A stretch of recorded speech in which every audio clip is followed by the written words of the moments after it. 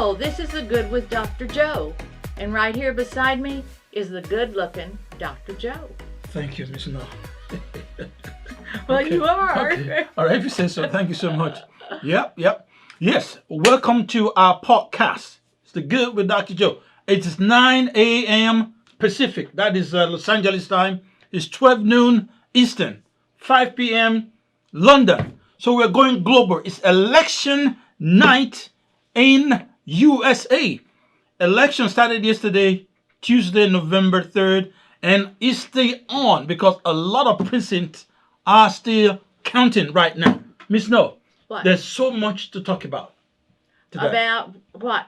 What do you want to talk about first? The voting, or we're going to discuss police relationships with the community? I think maybe we should start with the elections, just kind of see where things are, and then we'll talk about police department. I don't know how we can see where things are when nobody else around the nation can. Yeah. So actually, they are still counting right I know. now. There's confusion. Yeah, no. Well, there's some good.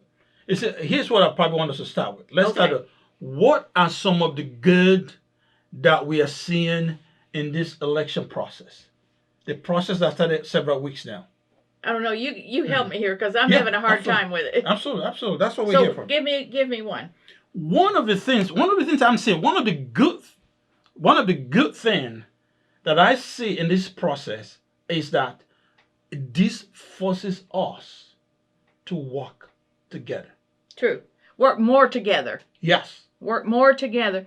And I think in different localities, they need to reinvent their voting because apparently there's been big breakdowns in certain places. My friend has a son who lives in Las Vegas.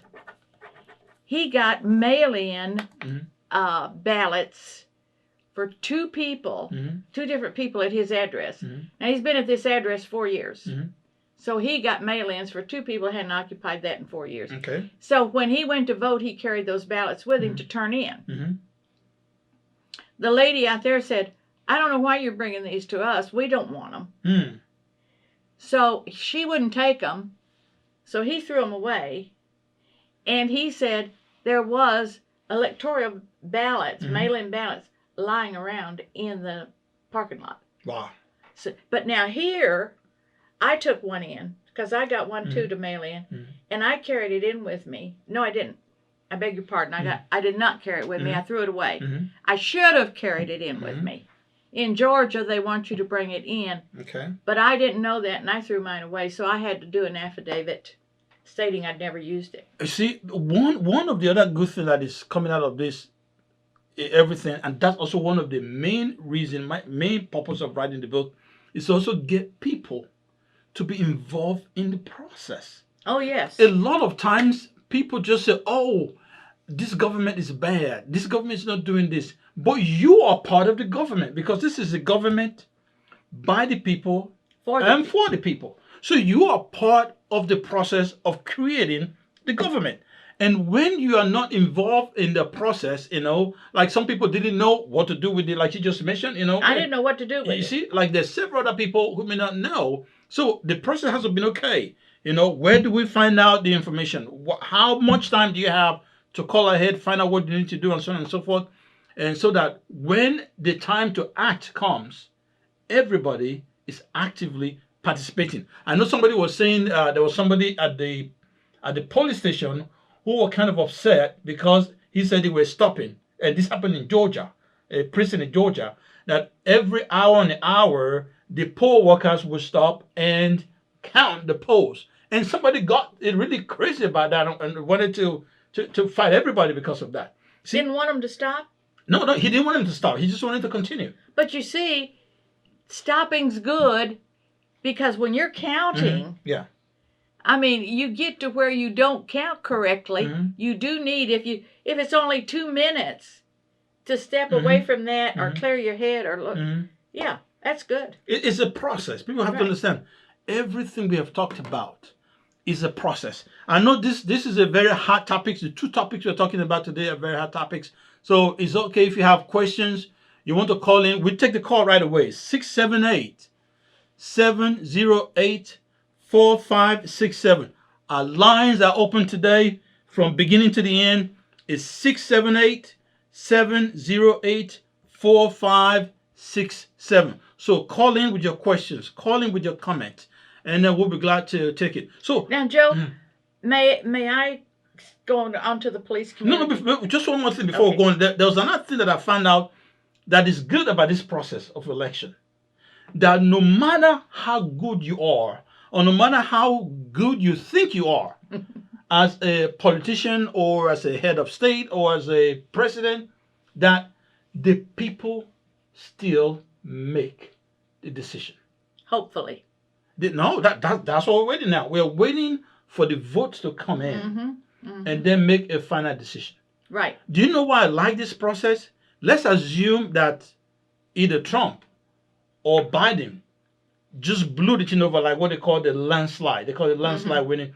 If you blew it over, sometimes you don't understand the weight of the other people who didn't vote for you.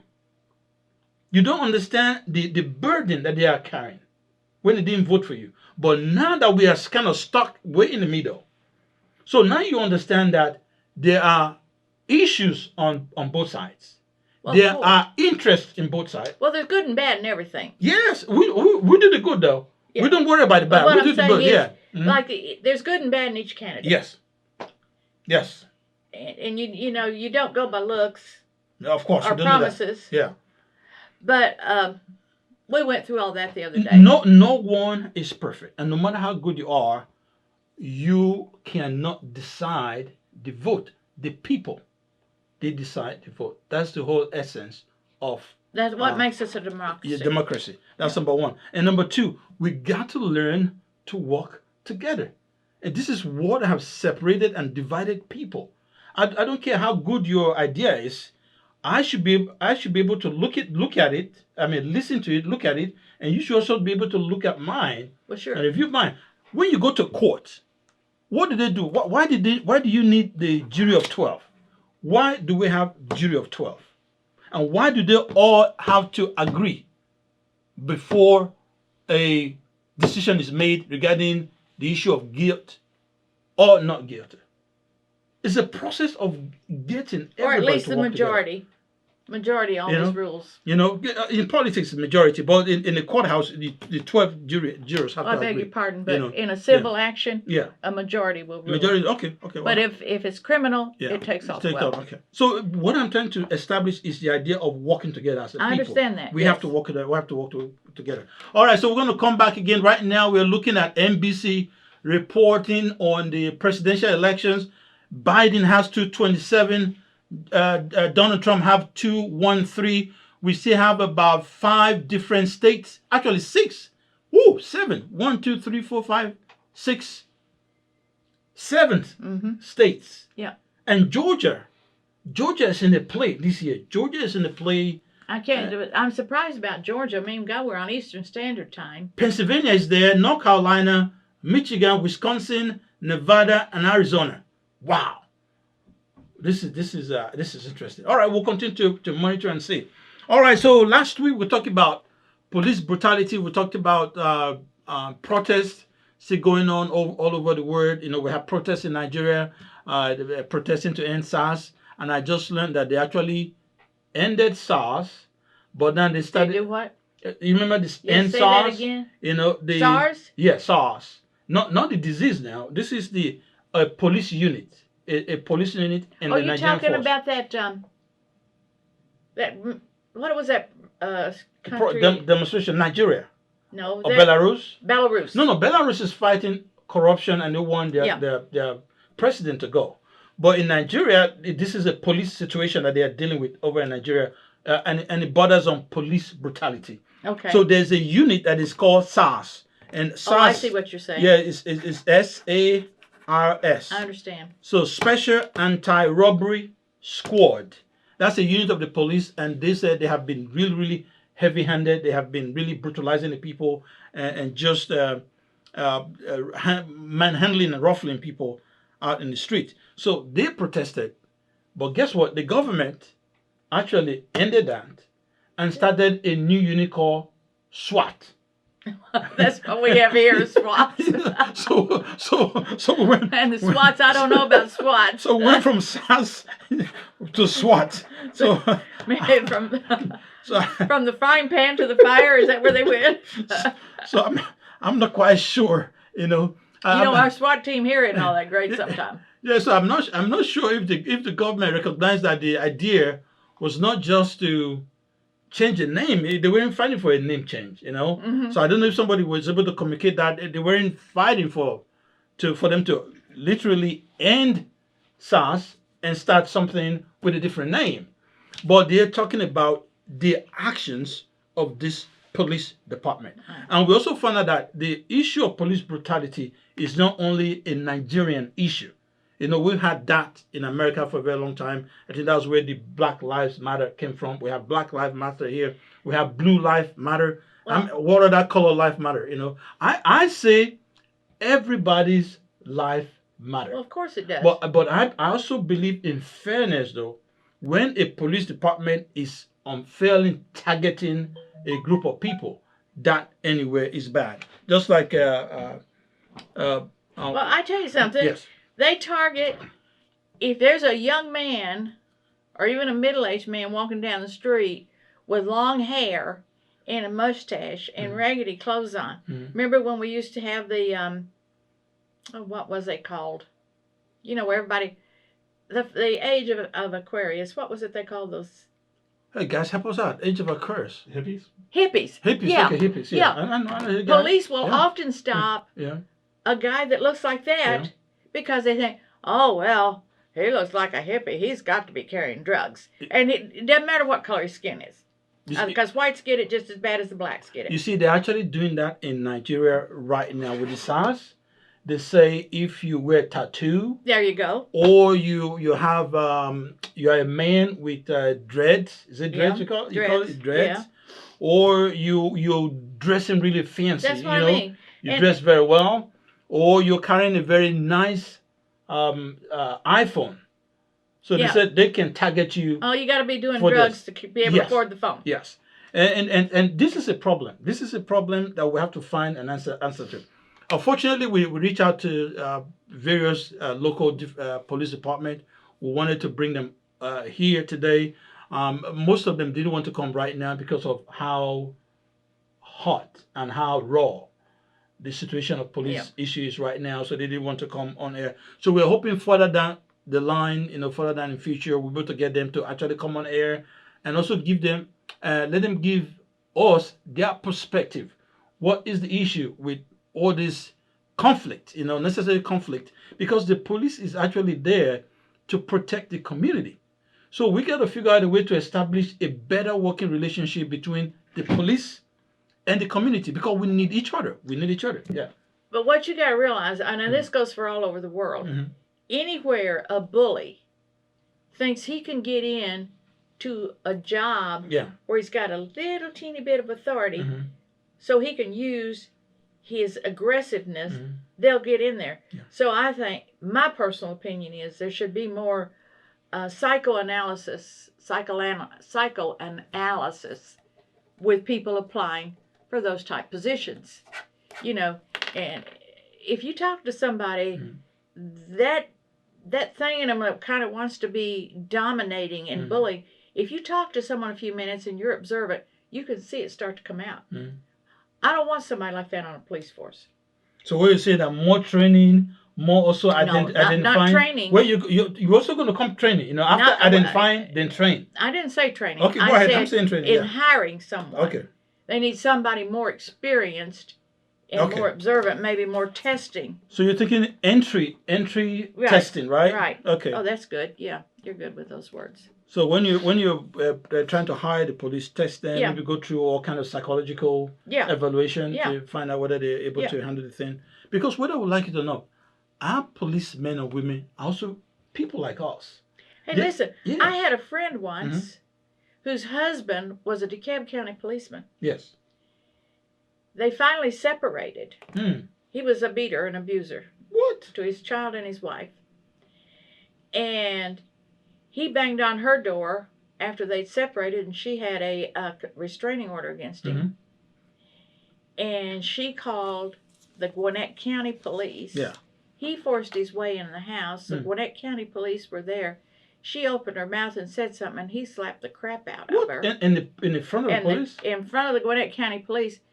And he looks at the Gwinnett County Police and says, "You all didn't see anything, did you?" What? And they said, "No, we didn't see anything."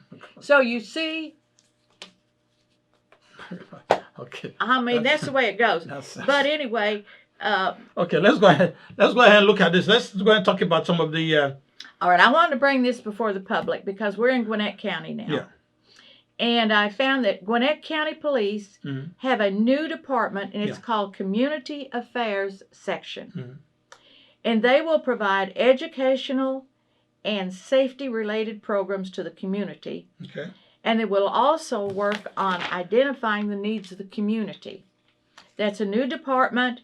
And now what I read about it didn't say, but I'm sure you can call and put forth what you think the community needs to be trained on or revitalized about. But anyway, that is a new one. And remember this, people, Community Affairs Section. I think we're going to need to engage them. Let's not get them out. Let them reach out to the community. Let's know exactly how they intend to engage the community. Because I realize that 90% of these issues with police can be solved if we can establish some form of engagement with the police department. So now there was something interesting that Camden Police Department did in New Jersey. Can you tell us a little bit about that? Okay, in 2013,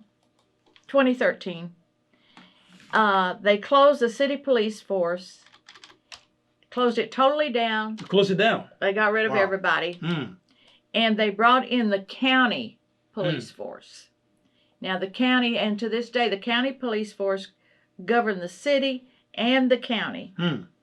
Then they had a new union contract, which changed things drastically. And this new force they created also did not cost as much to operate as they said they were spending something like $63 million when they had a Camden police force, and the cost of that was going up. So now these new force said they knock on doors and give out business cards when they started their new forces. They do pop-up block parties, and they're trying to create as much positive contact between officers and residents in a positive fashion. And they said another thing that helped tremendously was in this new union, they had professional leaderships in the union, made a big difference. And over the past 7 years, the number of complaints about excessive force has decreased 95%. Wow. And that's in Camden, New Jersey. See, that's almost, I mean, they reduced it by 95%. Wow. Now, they said major crimes had dropped drastically, but minor offenses had increased. I see. Okay. So here's one thing I'm getting from that. This is one thing I'm also finding out, and this is very, very relevant with the case with the Nigerian police. You have to take care of the police. You have to make sure the police are taken care of. If they are not taken care of, sometimes they can take that aggression, they can take that, what do you call it now, the issues they have, and take it with them. You know how they say you don't take your issues to work? But people do. Yeah, people do. And it's very, very easy for the police to take their issues to work. And take it out on someone. And take it out on someone. And they were saying in Nigeria how their pay is so bad. Their living quarters is so bad. Training information. In fact, there was even a situation that said that the police was actually buying their own uniform. They buy their uniform. They buy their hats. I don't know about here if they. Well, a lot of places here they have to buy, if they get the bulletproof vest, they have to buy it themselves. You mean here? In places in the United States, you see, that's a policeman has to buy his own vest. That would be a problem. Of course, it's a problem. You see, that would be a problem. So I mean, the police has to buy his own vest to protect himself. You know who some of the most underpaid people are in the United States? Who? Firemen and policemen. Wow. You see? So, well, if we want to solve police brutality, I think that's where to start from. And most of them, work 2 jobs. Wow. So you see, so this is a problem. So the problem is not only just in the Nigerian police. You also have the police here who are also not really adequately paid. They're underpaid. So Sure. so that's the problem. That's something we have to look at. So I think that if we want to stop this seriously, we have to look at that. Look at the situation, like this issue of them buying the uniforms or buying their gear. I think that's an issue. And then the issue of a good pay. Somebody has to feel appreciated, and one way you feel appreciated is when you get good pay. If you get good pay, they say, I know there's this ad that they say good milk come from happy cows, and happy cows come from California. So I don't know how far that's shoe. I know happy cows are happy when they get good grass. All right, okay. So let's get the policemen some good grass. Yeah. That's what it is. No. Oh. Okay. All right. Okay. Yeah, they'd be real happy if they had some good grass. I'll go with that. Okay. I'd be happy if I had some good grass. Okay. All right. Pardon me, not that kind of grass. Let's get him some good pay. Let's get him some good pay instead of grass. Let's get some good pay. Oh man. All right. So let's just talk about the Brookhaven. Brookhaven Police Department also did something. They do. Brookhaven policemen just hired mental health professionals. Now they deploy these people to active crisis situation to help de-escalate. I think that's the word, de-escalate. Yeah, it's a good word. So we have to figure out a way to put this type of word into the vocabulary of the police department.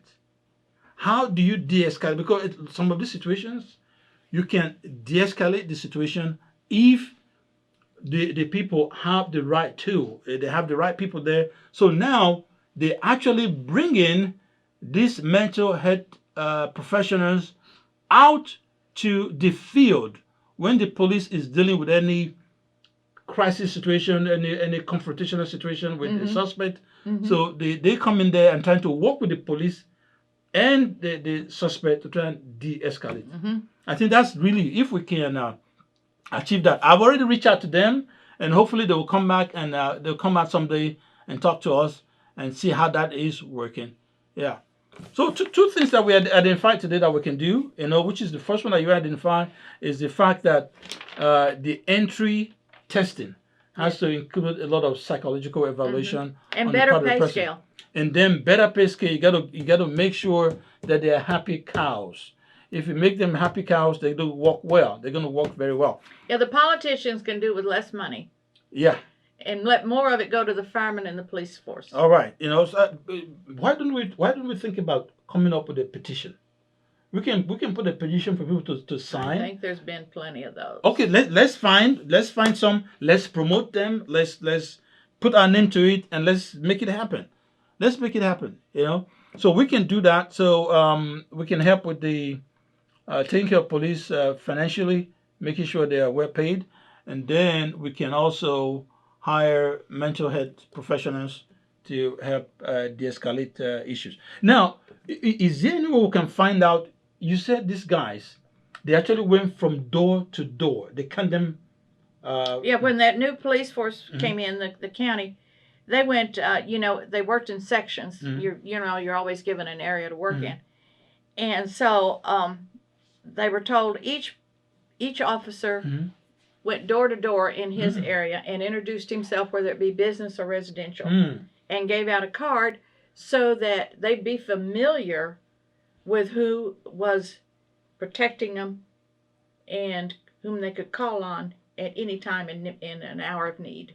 You see, it's the idea of reorientation. Your reorientation that policing is relationship. You're building relationship with the community. But another thing that just occurred to me about that is if you give, say, 2 officers riding together in a car, you give them too large an area, they can't do it adequately. Yeah.